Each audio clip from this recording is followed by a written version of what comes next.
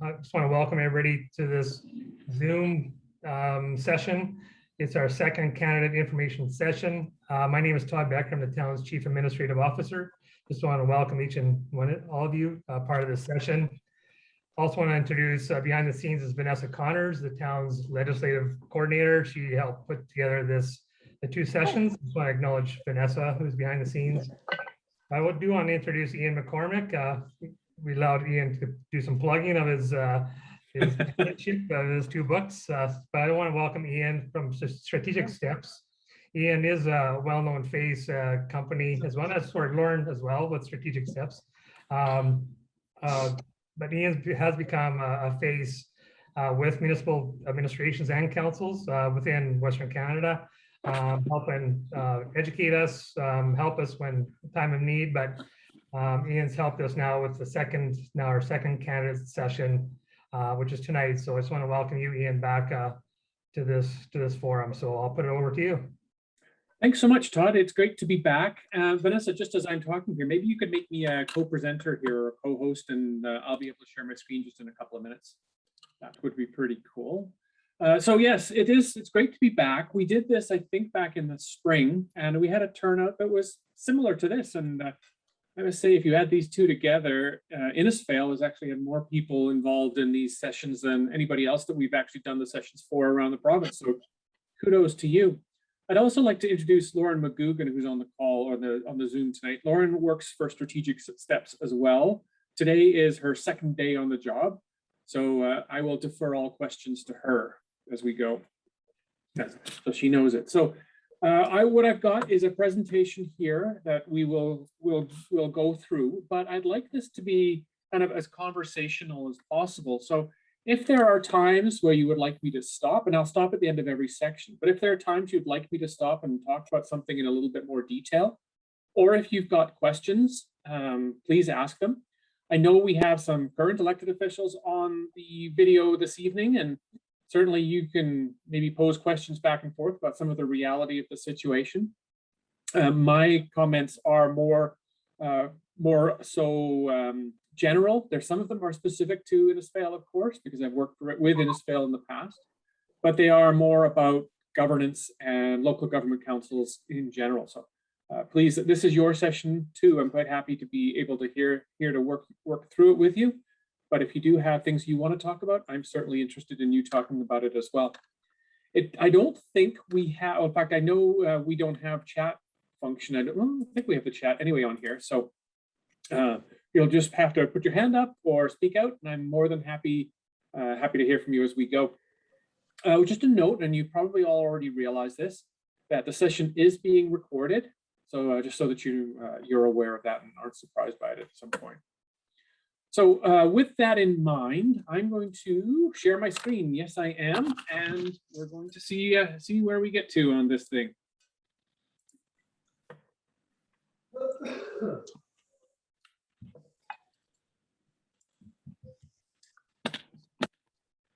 So just before we get into some pieces around decorum and that sort of thing, just what we're planning on talking about this evening, these are the topics that we have on our agenda. And if you don't have them already, and I don't think you will, a copy of this presentation slides can certainly be made available to you. And there's a handout that kind of goes with it as well. So you're welcome to have this if you want.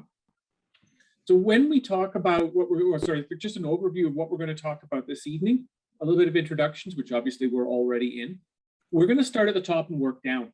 So we're going to start with legislation. Some of you will know this, some of you won't. We'll start with the Canadian Constitution and work our way down to local bylaws and policies. We're going to talk about role differentiation between what constitutes governance and what constitutes administration or management. We'll talk about expectations that are made of a local government council in Alberta in particular, but sometimes more generally. We'll talk about pitfalls. In some of the work we get to do, we sometimes find municipalities that aren't working properly and some of the things that tend to go wrong or can go wrong. The workload that you can expect as a member of council. And this is one of those places where the current local elected officials may want to chime in as well, because it's different from place to place, of course. We've got some resources for you at the end, some tools, like books and magazines and and websites and that sort of thing that you can use. And then we'll wrap up. We're scheduled for a couple of hours as we've been doing these sessions. It's running probably about that length. A lot of it then will depend on the questions you might have as well. And my commitment to you is if you've got questions, I'll stick around virtually anyway, until we've had an opportunity to respond to all the questions that you've got. And the final question and comment here is on elections. So this session is on the office of the mayor or the office of councillor rather than how to run an effective election. Those of you who have declared as candidates are likely already well underway with this anyway. So if we move on, just a little bit about myself. As Todd referenced, I run a company called Strategic Steps. We have offices in Alberta and BC, and we operate as a governance company. So we do most of the work we do is associated with good governance, and we work with organizations that are led by boards or councils or commissions. Most of the work is local government, but we do some work with professional associations and professional colleges and regional service commissions and things like that as well. So I say we operate in that space between elected officials and appointed people. The sort of the things we do are dependent on where we are typically on the election cycle or the election term. We start off really, I've got orientations here, but in reality, we start off in advance with sessions like this. We've done a bunch of these sessions for municipalities around the province, sometimes as a standalone and sometimes regionally. Following the election, we are doing orientations around the province. I think we have about a dozen or so sessions booked for probably 30 municipalities in total. Of course, all of Alberta goes to the polls on October 18th for local elections, with one minor difference, and that's summer villages, but we're not going to talk about that. So we do a lot of orientations. Then we start to move into strategic planning, typically 6 months to a year following the orientation of the start of a new council as they get their feet under them. We come in to do strat planning. We're currently doing a bunch of strategic planning in Saskatchewan because they had their election in November of last year. So they're kind of a year ahead of us in this cycle. And then we do some more specific work on governance issues, if there's training that a council needs to do, professional development, that sort of thing, we do that. If there are organizational reviews or audits, a council or a municipality that's not working as it ought to, we come in and sometimes do organizational diagnosis about that. And finally, more and more recently, we've been doing reviews of council code of conduct complaints. Over the last 4 years, municipalities in Alberta have been required to have code of conduct bylaws. And as such, when there's a contravention, sometimes councils investigate it themselves, and sometimes council asks somebody else to do it, and that's what we do. I made some not very subtle references to the things that I've written as well. We have a column every issue in something called Municipal Voice, which is the Saskatchewan Urban Municipalities Association's magazine that it puts out. I published this book called Who's Driving the Grader. Came out in November of last year, so it's been out almost a year, I guess now. And it speaks to the difference between governance and administration. I've got a new book coming out, as I referenced, this winter sometime, about the aptitudes of the best mayors. And as part of that, and I've started doing more speaking. For example, I'm doing a keynote address for the Manitoba Municipalities Association in November for all the delegates who are coming together in Winnipeg in November. I'm doing a lot more of that. One of the other things I've recently been asked to do is some moderating of election forums. Chambers of Commerce will often put those on, and they're looking for an independent person who has no ties to the community to be a fair and impartial person to come and moderate election forums. So we're doing a little bit of that as well. So that's me. I would like to turn the tables just a little bit on you though, and I want to take a couple of notes here before you know a ton of detail about what it is we're going to talk about, other than the broad scopes of the topic. I'm kind of going to go around here and just see what you want to know, to see if we can make sure we hit the topics that you want to hit. I've got my list of people here on my screen, and I'm just kind of going to go through it. And then I will just pick up anybody who we haven't managed to see. So Colin's in my upper left-hand, Colin Weimark's in my upper left-hand corner. Colin, is there anything you wanted to talk about, things you want to get out of tonight's session? Nope, just here for information. You actually have Heather. It doesn't sound like Colin. Thanks, Heather. Yeah. Dar, you're up next. Is there any expectations or anything you'd like to see done by the end of today? No, I'm here as well, just to get information. Thank you. So those of you who have no expectations, I'm quite happy to meet those expectations. Roger, you're next on my screen, if you are in fact Roger. As long as you're talking to me, yes, I'm Roger, and no, I'm just looking forward to going down that list from the previous page there. I think it looks like a good agenda so far. Well, thanks. Gavin Bates? Nothing specific. Obviously, I've been through it a couple of times, but I always find I learn something. Thank you. Good. It's ongoing professional development, which is when we come to Dawn.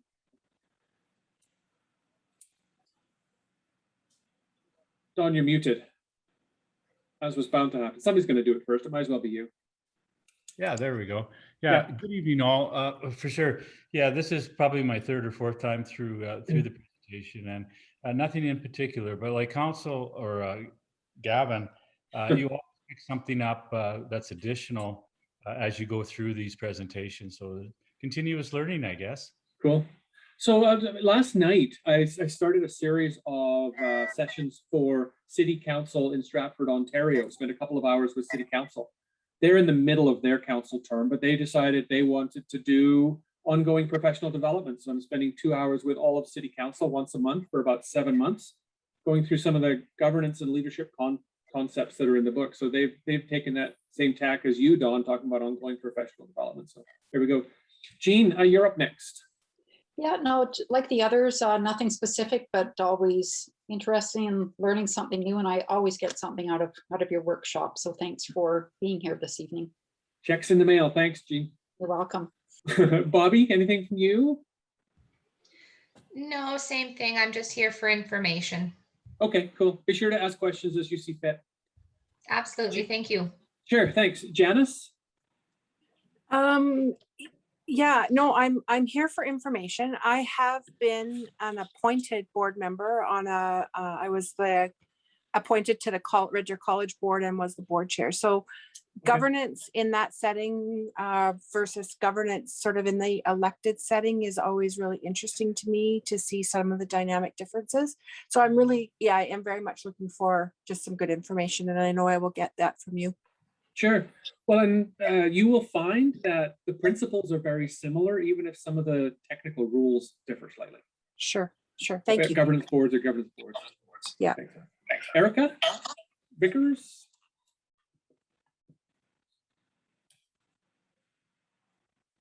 Okay, we may come back to Erica. Dale, anything from you?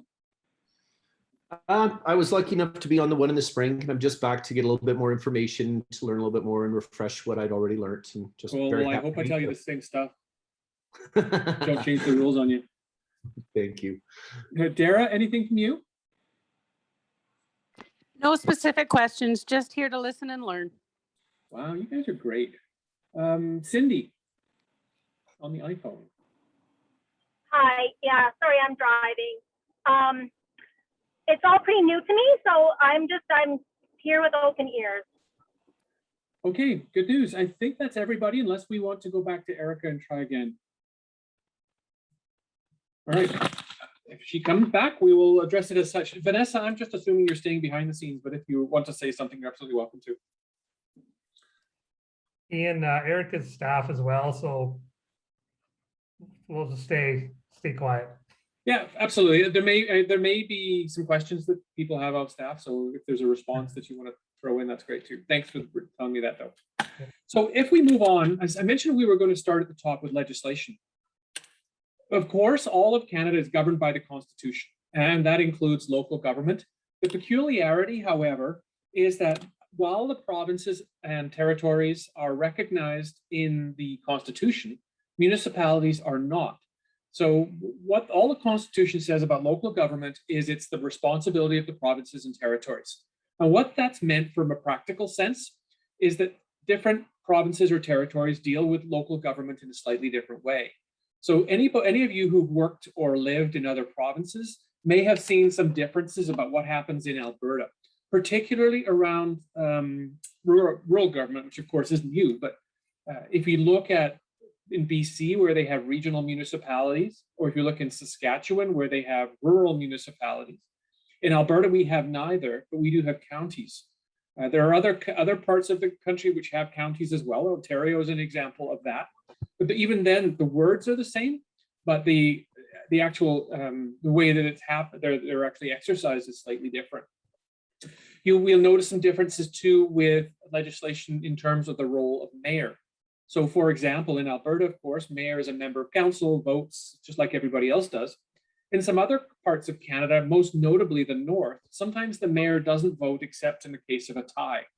So even if we use words like mayor or councillor from coast to coast, they can have slightly different iterations, if you like, or mean slightly different things.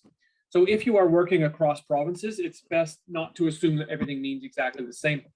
I've been doing some work in Australia recently, and their term for mayor is quite different from ours. They elect their mayors every year from within council. So there are very few mayors in Australia who are elected on 4-year terms. Lord mayors, like in Sydney or in Melbourne, would be elected to 4-year terms, but most mayors are only 1-year terms and elected from within. So that's the Canadian context, recognizing it differs. Any of you who have been doing any work in local government or thinking about it at all will be familiar with the Municipal Government Act, or the MGA, which is kind of the Bible for local government in Alberta. It's a huge document, and if you have looked at it, good for you. I highly doubt anybody's read through it. I certainly haven't. However, of the, 700 or so sections that are in there, there's only about 15 or 20% of it which really applies to councils. There are other pieces in there too that you need to know exist, but don't technically need to have as part of what you do. So things like the rules for how to do zoning or how to do property assessment are there, but they're more so for the professionals in that field. However, fundamentally, the MGA is there to set out the rules for municipalities to follow. All municipalities in Alberta, from the smallest from the smallest village or special area up to the largest cities, are governed by the same piece of legislation. That's not the same either in other municipalities, in other provinces or territories.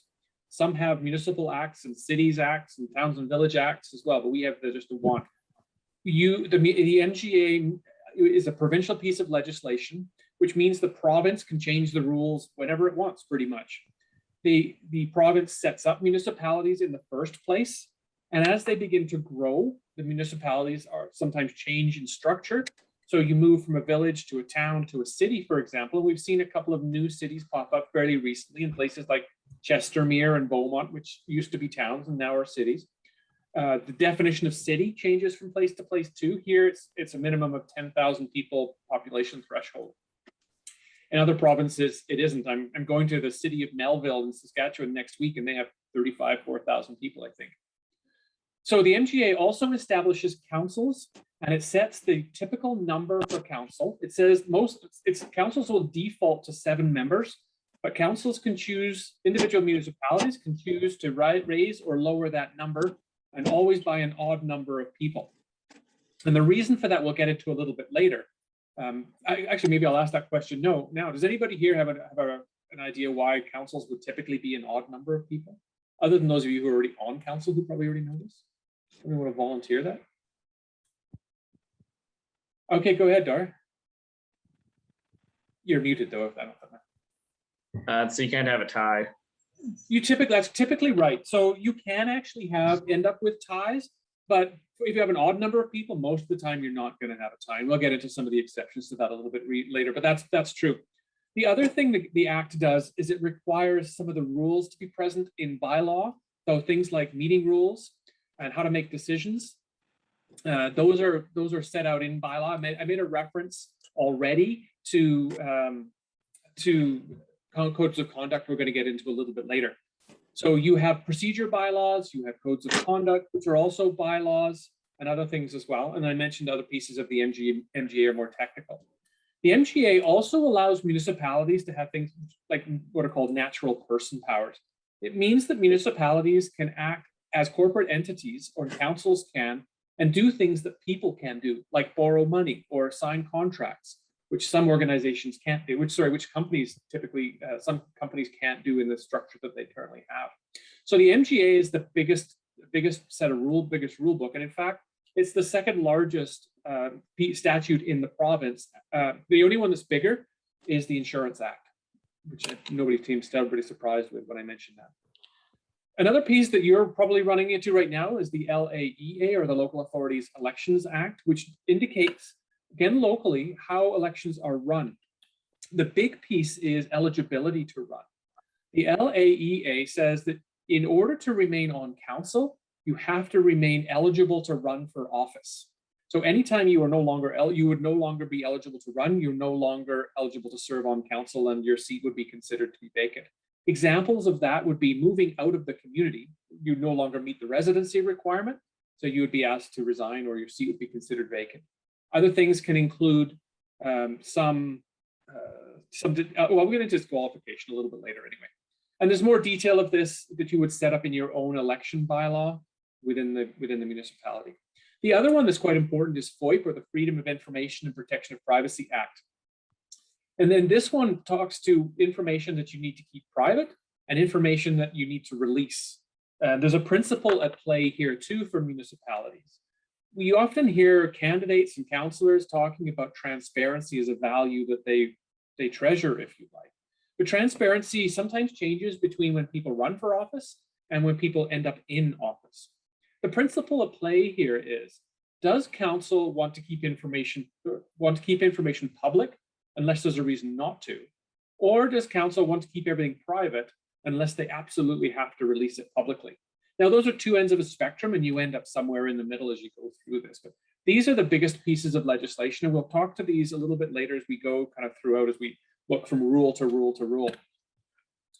One of the first sections of the MGA is municipal purposes.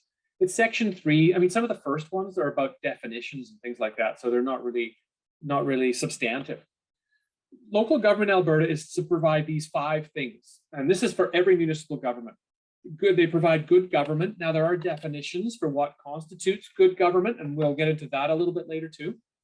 One of the newer ones, and I don't know why it's a sub to A, is to foster the well-being of the environment. Now, in this case, the environment could be what you think it is, and that's the physical environment, but it could also be kind of the well-being of the entity itself, or the municipality, or the people who live there. So increasing the well-being of the people who live in the community. B here is essentially saying that you have to do stuff for people. You have to provide curling rinks, and you have to put on FCSS programs, and you have to provide a fire department that you think, in the opinion of council, are necessary or desirable, so nice to have or must haves, and for all or part of the municipality. This comes to play in a lot of cases in municipalities which are not elected like you are at large, where rural municipalities are elected through divisions. So different members of council represent different geographical areas of the municipality, or in the largest cities, where Edmonton and Calgary and Strathcona County, which are the only 3 municipalities that elect via wards, where councillors are responsible for just a geographical area of the community, whereas you all represent the same people and all represent the entire community when you're elected. C is talking about safe communities, and safe communities and viable communities are different. So safe can be a place where people are safe and where they feel safe, and those can be 2 different things. And municipal viability sometimes speaks to the financial viability of the municipality. So how borrowing works, how budgeting works, how taxes work, that kind of thing. And it may also be seeing things like social viability. Is it a place where people really want to live? And finally, intermunicipal collaboration is relatively new to the MGA, but there are requirements now to have agreements amongst and between various municipalities as they share or collaborate on various things. Perhaps the most common one are things like mutual aid agreements for emergency services, but sometimes municipalities can share other services as well. Some small municipalities may share a snowplow. Some of them may share human resource management services. So you can share anything you want with other municipalities, and you can collaborate any way you like. And this is just to encourage that as part of the Municipal Government Act. So moving another layer down now from the Constitution to the province locally, you really have 3 things that you can do as elected officials. These 3 tools are your bylaws, and bylaws are the strongest level of authority you've got. They will require the municipality or people who live in it, or businesses who operate there, or organizations that are set up there to do something under penalty of something else if they don't do it. So you can put fines, you can remove the ability to act or to operate. and it gives you the legislative authority to do things. Those of you who are familiar with legislation will know that a bylaw takes what's called 3 readings to create, and we would certainly go through that more in an orientation than we are here. But the point to that is it gives the opportunity for council to have sober second thought. It's not just a one-off where we all agree that, yeah, it's a good idea to, I don't know, wear masks or not wear masks. Then we have to actually agree to that 3 different times, typically in 2 different meetings at least. And sometimes there's a requirement for public input as part of that as a statutory public hearing too. So these can take a little bit longer. Now there is a way to expedite a bylaw that can be done and sometimes is done. I will say too that if the municipality creates a bylaw, the bylaw remains in effect until it's either changed or removed by council.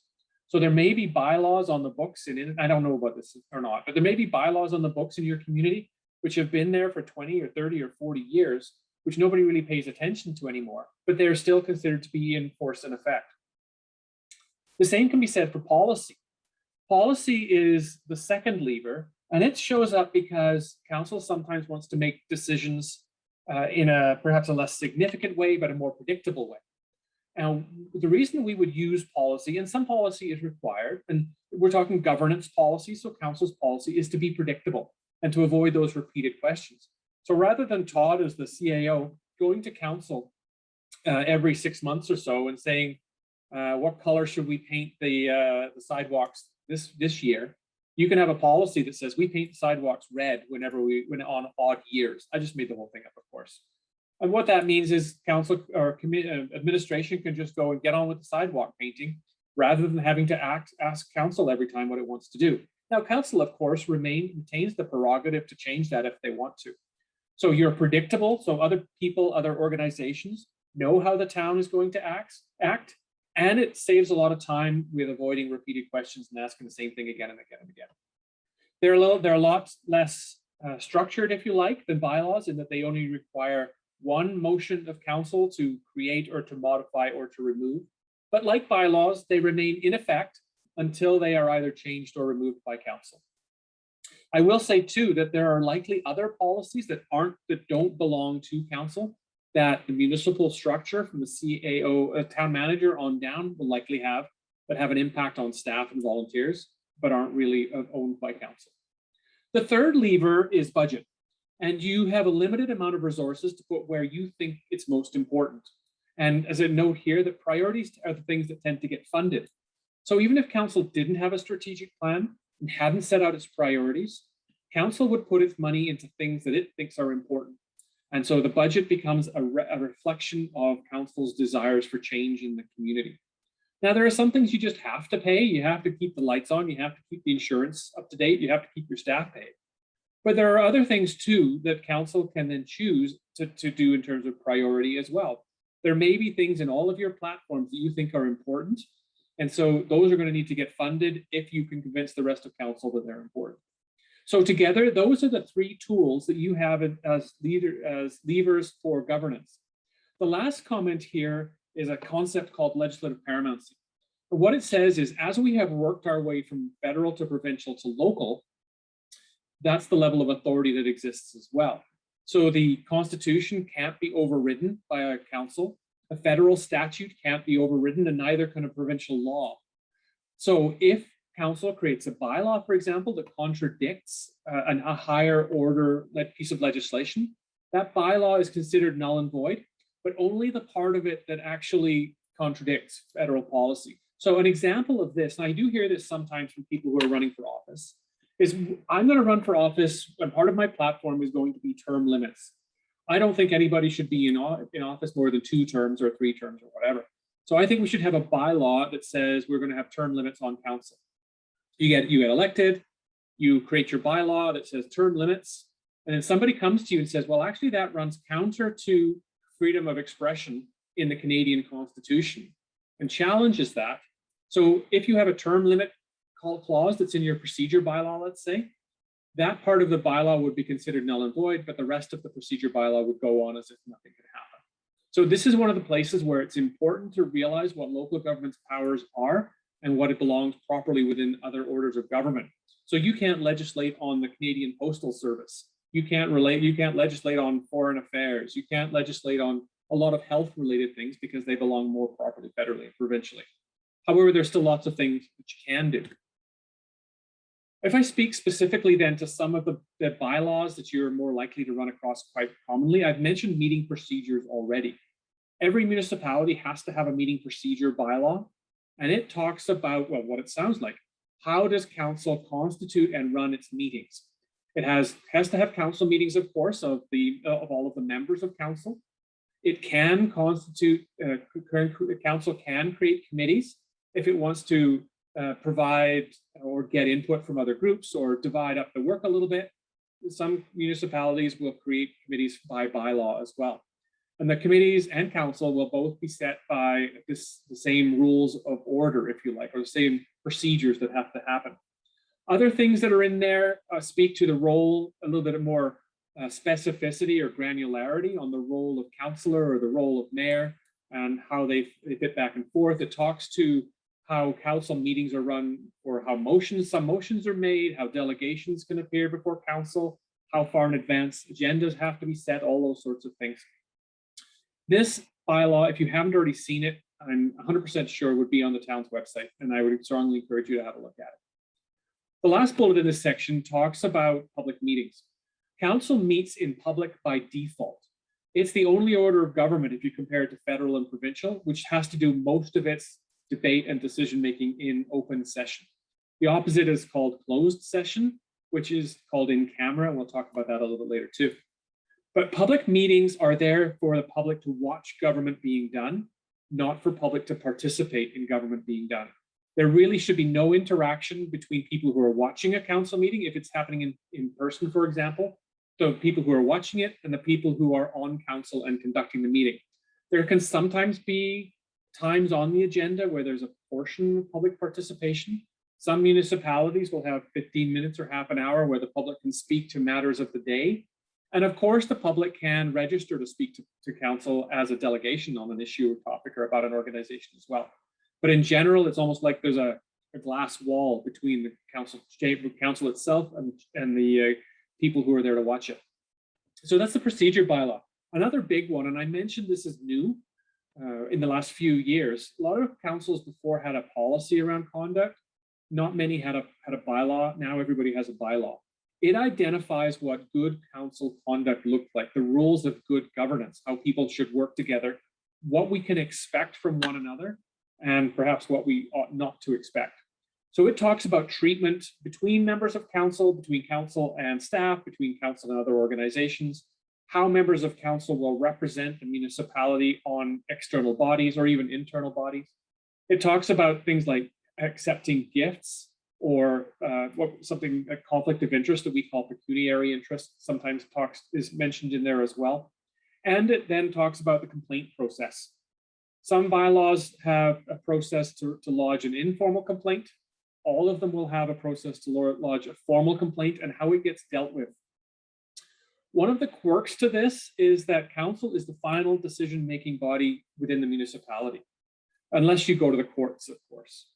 So if there are sanctions which are listed in the bylaw that can be applied, only council can actually decide whether there was actually a breach of the code of conduct, and only council can decide on what, if any, sanctions should apply.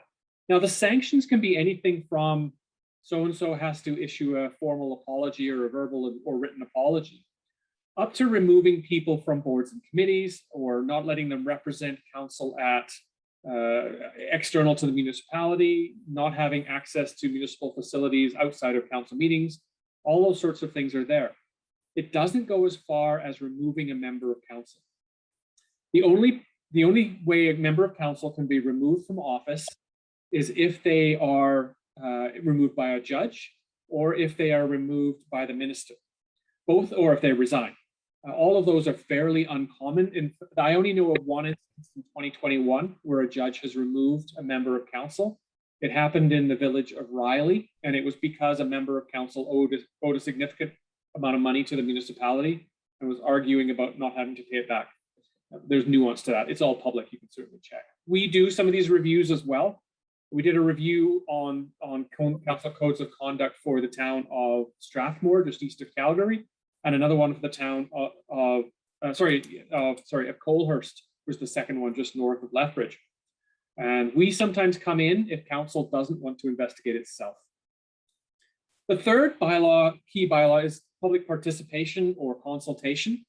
And this one addresses how and when council ought to be speaking beyond just council.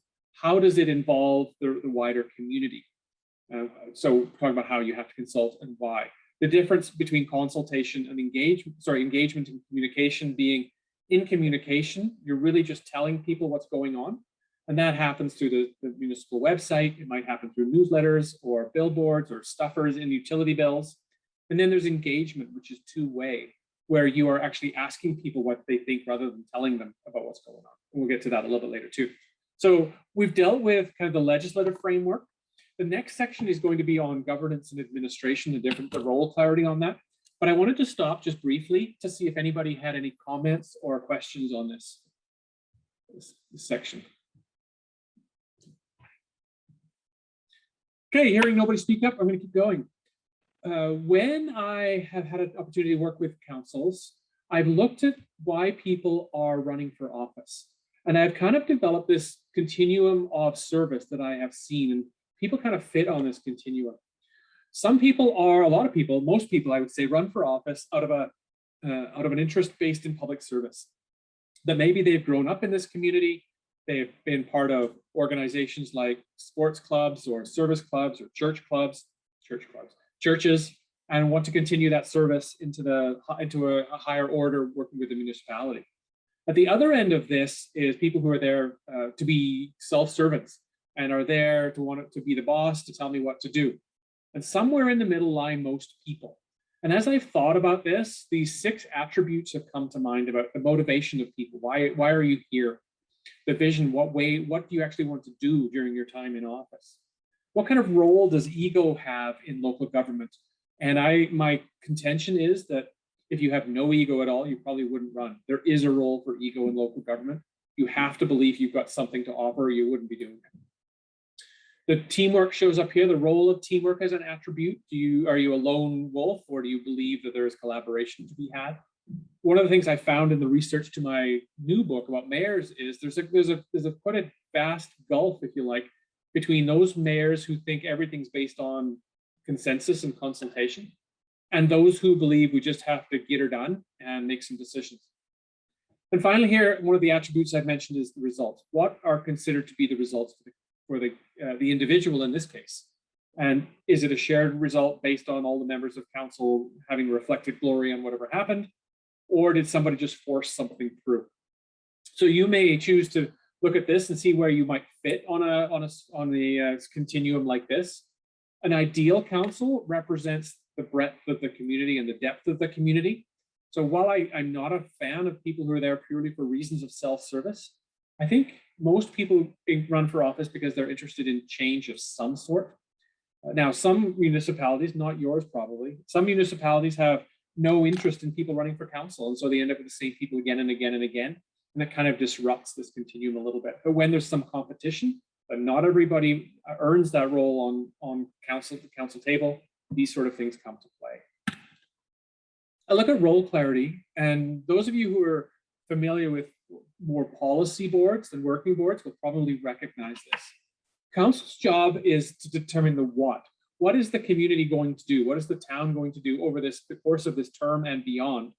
Administration is then trying to figure out how does it happen. So if we look at the what piece, council's job is to come up with a vision for the community. What does success look like for Innisfail, say, in a generation from now? Because you're looking at governance, if you're looking at next Tuesday, it's not really governance, it's purely operational. So you need to be looking further out. I know Innisfail has a strategic plan, so they have a vision for the success of the community that was developed by the current council. Then there's the mission, which talks about how are we going to get to where we need to be through vision, and that's more active. And then the policy piece here shows up too. And we're talking specifically about policy related to governance, the ones we've already referred to, acknowledging that the municipality has its own suite of policies that are under the control of the town manager. At that point, though, there's a bit of a handoff, and we move from the what, the steering, if you like, of guiding the ship, to the rowing. And in that case, the provision or the rollout of the policy, how it has an impact on the management and administration of the community, and finally, the service delivery. Everybody has chosen to live in Innisfail for a reason. They moved there for a reason. They stay there for a reason. It's probably not because you have a great vision statement or good policies. It's probably because where the rubber hits the road, sometimes literally, that there are programs and services and facilities and amenities that Innisfail offers that people want. Anytime that happens, it's probably because a decision has been made by council to open something, to change something, to close something.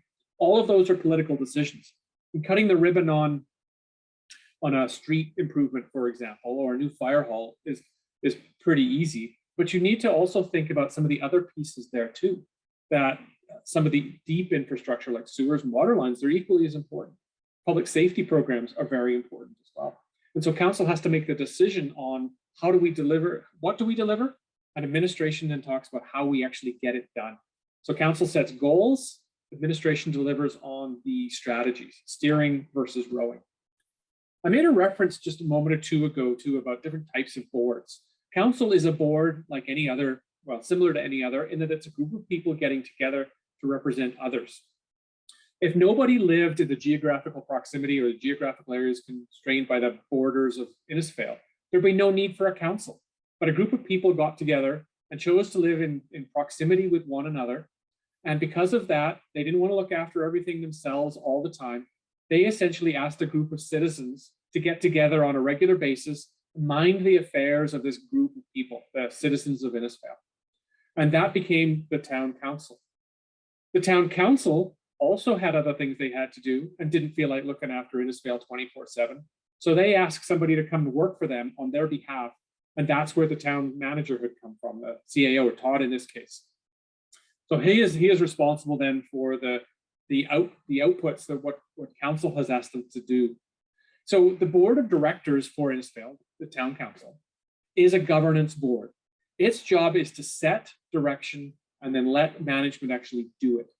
Some of you may be familiar with working boards, and I made some reference earlier about things like skating, like figure skating, or churches, or cancer charities and things like that, where the board itself does a lot of the work because it's a lot of volunteers. In local government, the board doesn't do a lot of the work. It sets the direction. It kind of again, steering that ship. The leadership is led by council. If there was nobody lived in Innisfail, there'd be no need for a council, there'd be no need for board, there'd be no need for any of that stuff. But council reflects the will of the people of Innisfail, so they are the leaders. In a working board, oftentimes it's led by the staff. An executive director, for example, might run a charity. When we talk about planning in a governance board, you're looking long way out. You're looking at strategic things. You're looking at direction setting, and then staff actually implementing it. If you look at the other boards, the working boards, it's typically the staff that would develop the plan and then come to the board and say, hey, does this look good to you? So there's not as much direction there. And finally, recruitment. The governance board only has one staff person. I'm sure all of you know that the only staff person that you hire, that you evaluate, and that you replace is the town manager. That's it. Whereas in a working board, if you leave a working board, you're probably being asked to replace yourself. Hey, do you know of anybody else we could appoint to this board? So it's important to know the differentiation here, because the terms are the same. If you talk about a board, or you're talking about a board member, or even a councillor, you think the two words mean the same, but they don't necessarily. And I used the example earlier of the Australian mayors, where mayors, the word mayor in Australia means something different than the word mayor in Canada does, and even across Canada a little bit too. So something important to know about sticking to governance. And if there's a big pitfall for any council, it's this one, that council doesn't understand, or individual members of council don't have a real good grasp on the fact that they are to govern and not operate. We'll get into that a bit later too. So over time, as I've worked with councils, I've thought about what they actually get to deal with. So the first piece is that I mentioned the relationship to the town manager, or the chief administrative officer, or CAO. And that's the accountability piece. And council is there to have a look at the policies, programs, bylaws, and anything else that's required by statute, by law. So when you come into office as a brand new council, and anytime you move one person in or one person out, there is going to be a new council. And because there's a vacancy, because the mayor I don't think is running for you, there's certainly going to be at least one change in council. The things that you have to deal with are the carry forward work, things that the last council started, or even councils that may have started before that. A lot of that tends to be infrastructure because that often takes quite a long time. So those things you have to deal with are in one bucket. The second is things that are provided for you to do by other orders of government. And I've used cannabis legalization here. It wasn't Innisfail's idea to legalize the sale of marijuana. It was a federal government thing. However, you as Innisfail have to deal with it. You have to deal with it in ways like zoning. Where can these shops go? You have to deal with it by perhaps modifying a smoking bylaw if you've got it, and some of the penalties that might come with that as well. So things you may not have signed on for, but have to deal with. The third is crisis management. And as we look at things like climate change with fires and floods and that sort of thing becoming more and more prominent, or severe weather, hail, tornadoes, sometimes they have an impact on local governments, and you have to deal with that as well. And there are structures set up within local government to deal with some of these crises, but you got to deal with it because it gets handed to you. The last bucket is the platform that you have. Now, this is either council's platform or what shows up in the strategic plan for council that they create for themselves. I suspect if you've got brochures and websites and things, this is the stuff that's on there. This is the stuff that changes Innisfail from 2021 through 2025. This is the stuff you want to do, but you got to get through the other stuff as well. And some of these things will work concurrently. So this is kind of the 4-bucket theory that I've developed on what councils have to deal with. If I look specifically at what council has to do, these are things that show up in the Municipal Government Act. Now I've changed the words just a little bit. You have to look after the interests of the entire municipality. So it can't just be you and your neighbors on your block. Sometimes what's best for the entire municipality isn't what's best for you and your neighbors. And that can sometimes create a little bit of conflict for you. And I do understand that. The larger the municipality, the more this has an impact. The second is to avoid conflict of interest. In legislation in Alberta, it's called pecuniary interest. And all that means is it's a conflict of interest that has to do with money. So you're not supposed to benefit, you and your family and your employer aren't supposed to benefit from your work on council. And there's no such thing as perceived conflict of interest. So you can't claim that and avoid voting. We'll get to that a little bit later too. You're supposed to attend meetings, council and committee meetings. Interestingly, this is one of the only things you actually have to do. You have to show up to council and you have to show up to committee meetings if you're appointed. Now, a council meeting is described as any get together of more than half of the members of council at which you talk about community business. If all members of council get together at the Boston Pizza and watch the hockey game and talk about the score, no big deal. But if half of council get together at Boston Pizza and talk about a zoning inquiry that's coming up, that's a council meeting. And that's something you need to stay away from. Mostly because it's not been duly called and the public has not been informed of it. Where you have your council meeting doesn't really matter. It's the group of people that matter.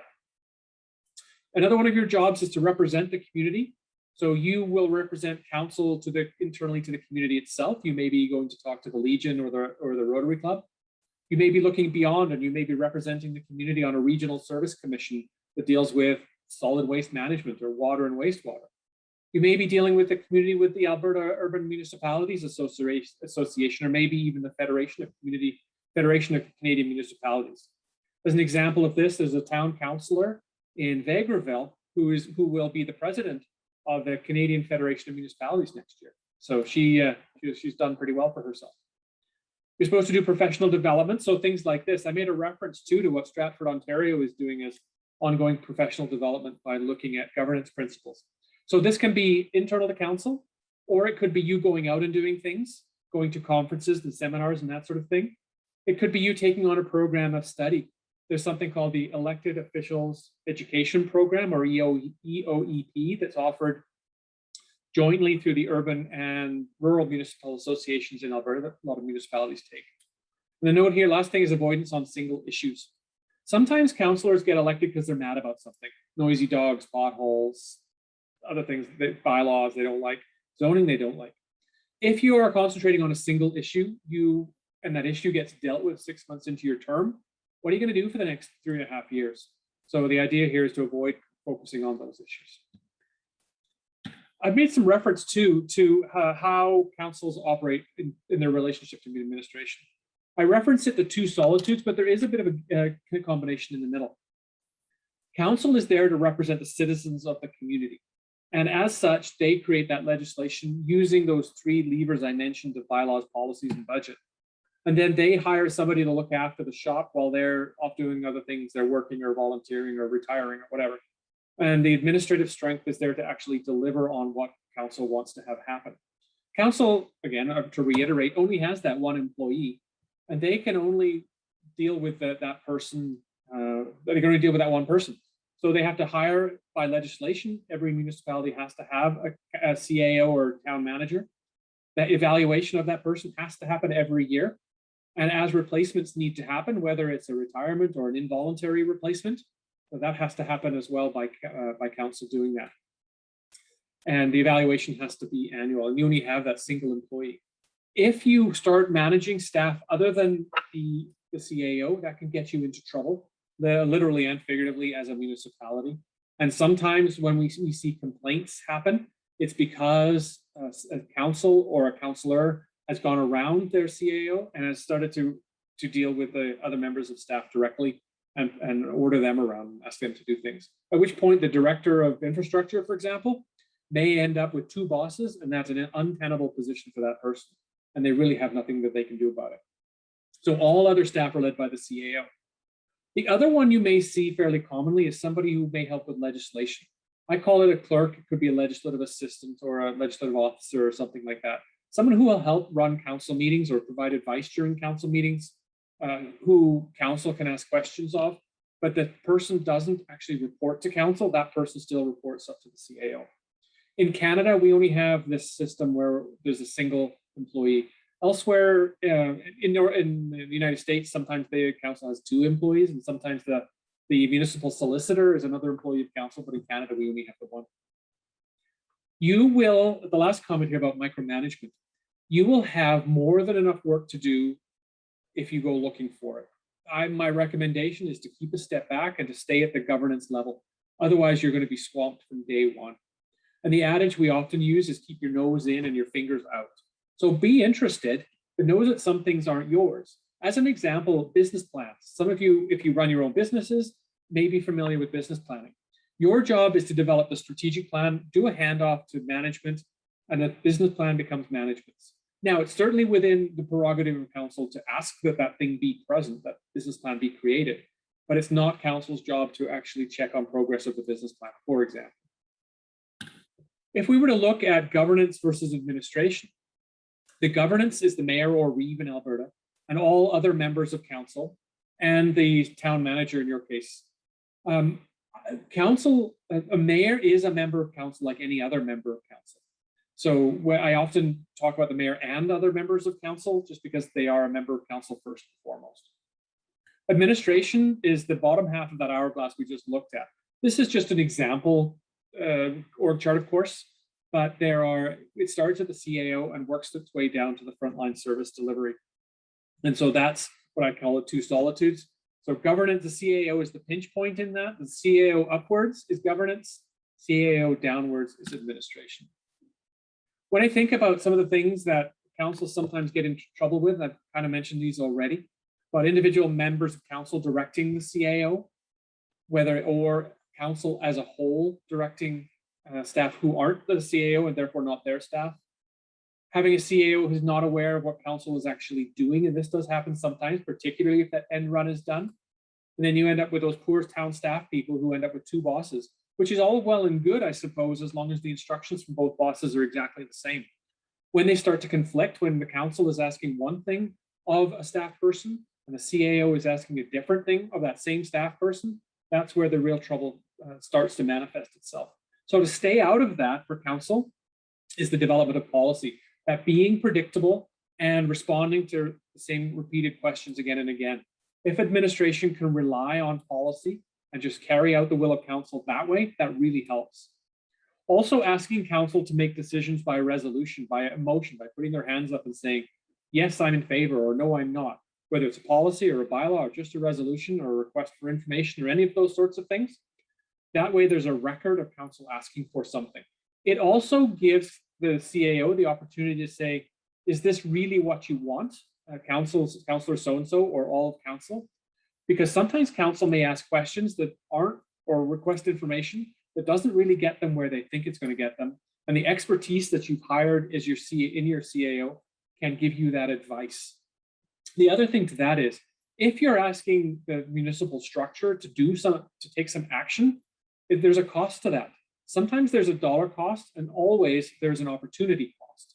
So you need to think about, if getting this report back is going to cost us $2,000 in staff time, is it really worth the question that you want to ask? And the CAO can push back on that and ask that very question. Council retains the final right to say, yes, it's worth it, or no, it isn't. But at least they're acting with the information that they've got. So that spoke a little bit then to the roles of governance versus administration. I should stop there momentarily and see if anybody had any questions about that. Go ahead, Roger. Or not Roger, or it is Roger, yes. Yeah, that's me.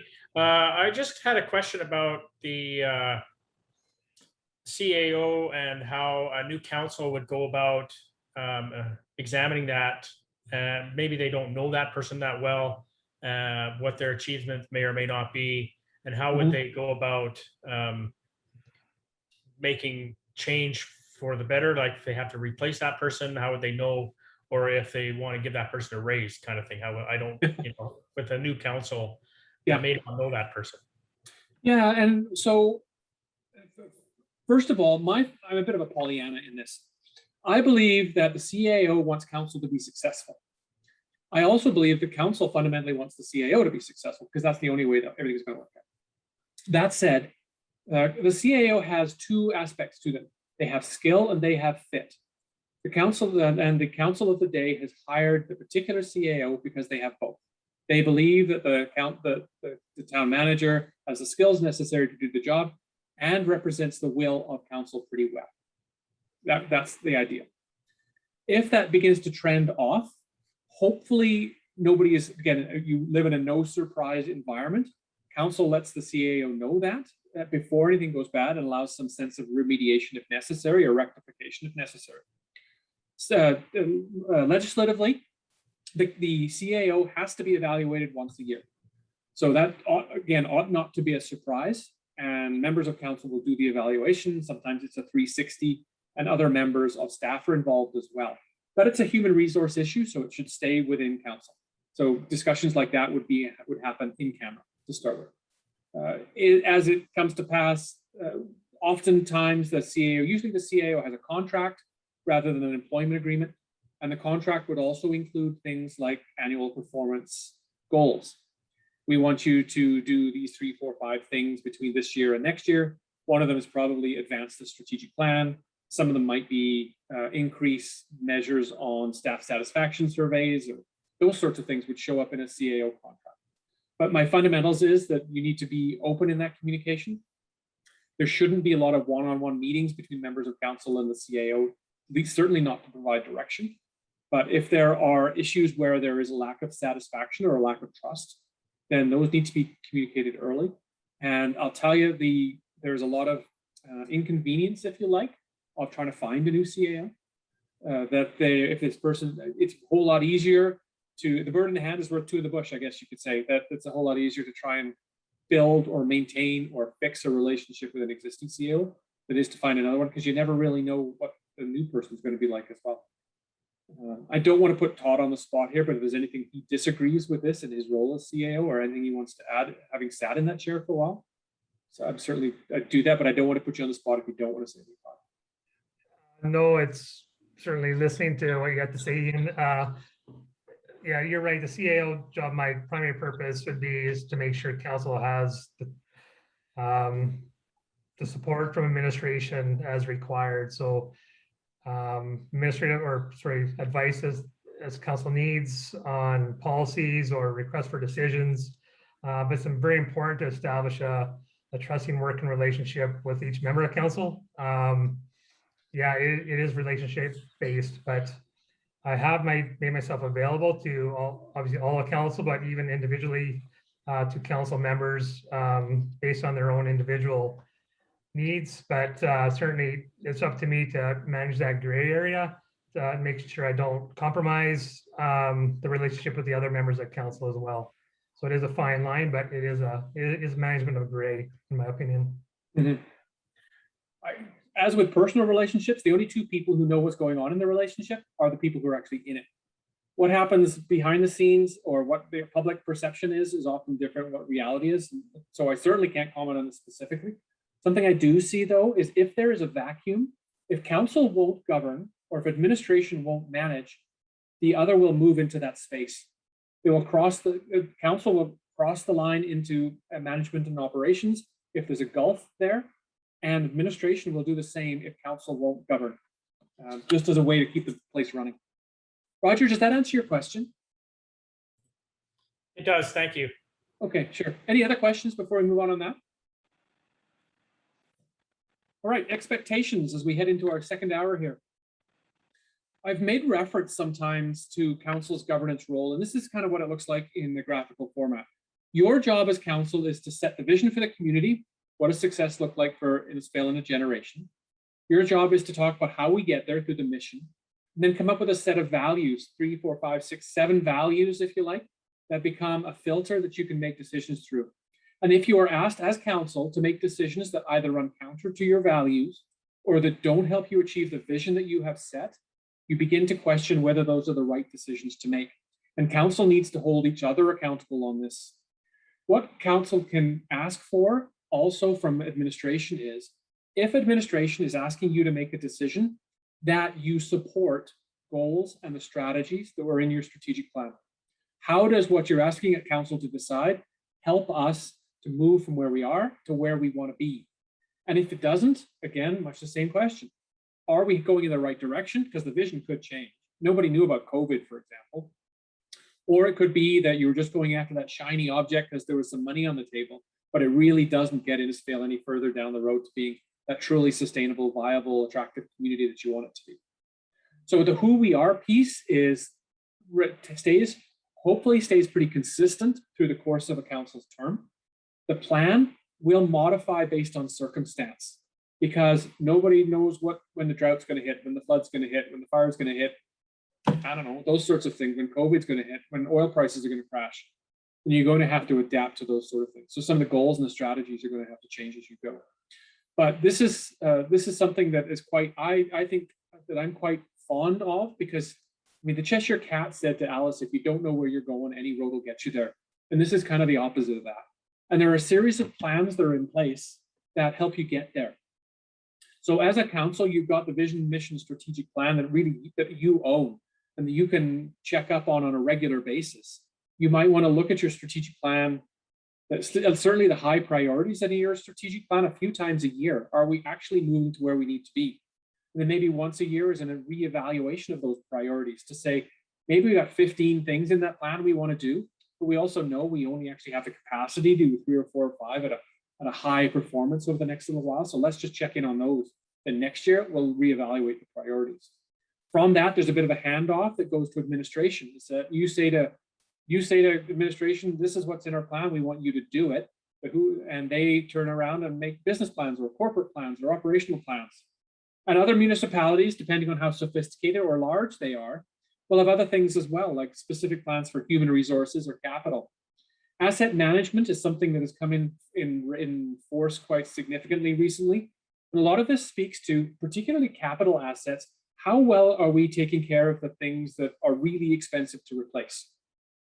Whether that's the vehicle fleet, whether that's the sewer lines, whether that's the HVAC system on the arena or the ice plant, those kind of things. How long are they going to last? And how much money do we have to put aside to maintain them or replace them at some point? So those plans need to be in place. And then there's budget tied to that too. And you put money to things that you think are high priority. Service delivery is there because, of course, that's why the people of Innisfail live there. And finally is reporting. And there's a bit of a free feedback loop to say, are we actually getting done what we wanted to get done? What do we have to tweak or change mid-year, next year, to make sure we're getting to where we need to be? As I think about your term of office specifically, this is a bit of a reimagination or restatement of some of the things we've already talked about. And that is your job as governors. You're the head of that beast that is the town of Innisfail. You need to be looking far into the future in a particular direction and starting to walk that way. And as the head goes, so goes the body. And so if you set that vision for a generation from now, or even the next 4 years, stay at that high order and don't get it in the muck. You do that with policy. Policy shows up a lot in this presentation because it'll save you a ton of time. Some councils run into meetings that are 6, 7, 8 hours every week. And I kind of wonder after hours 6 and 7, how can you make good decisions after that time? If you can be predictable, you can just deal with the standout items at meetings, then you save yourself a ton of time. You need to recognize too that fundamentally, council is a group of equals. Everybody on council has the same strength in terms of votes. Everybody, including the mayor, gets 1 vote. So you need at least half of council to go in a particular direction.